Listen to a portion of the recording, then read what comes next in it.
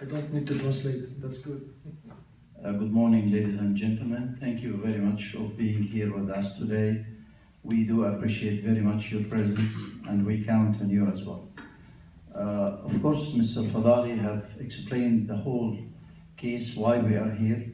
I just would like to add that we present the general public diplomacy in Egypt, which we are almost totally independent, not linked to the Egyptian government by any way. We are expressing our own opinion vis-a-vis the Egyptian people.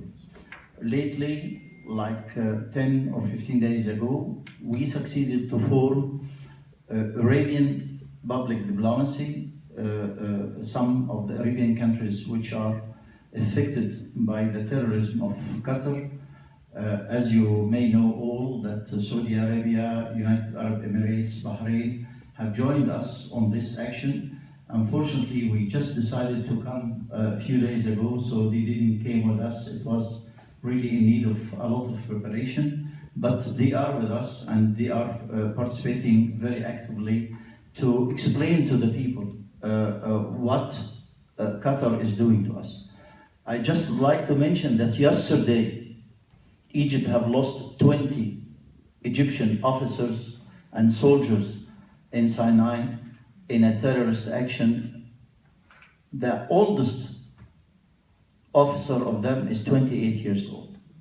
So that can explain just a little bit what we are facing and what we are seeing every day. Unfortunately, we didn't see, as Mr. Fadali said, a real reaction from the Europeans. When this terrorist action took place in Paris, the whole world, presidents, prime ministers, all the level of officials were in Paris to show their solidarity with the French government vis-a-vis facing the terrorists. In Barcelona, almost the same, and we cannot accept that this terrorist action taking place in the Arabian world with no reaction whatsoever happening. That's why Mr. Fadali was asking you that we have to put an end together to that terrorist action and finance of the Qatarian state to the terrorist action taking place in our Arabian world. This is what we need, to be together. The media have extremely important role to pressure a little bit the parliamentarians on their countries so the parliamentarians can pressure the governments. We would like to stop this hypocrisy of the European governments vis-a-vis the state of Qatar. They are only interested to guarantee the flow of the red money coming from Qatar to the European continent.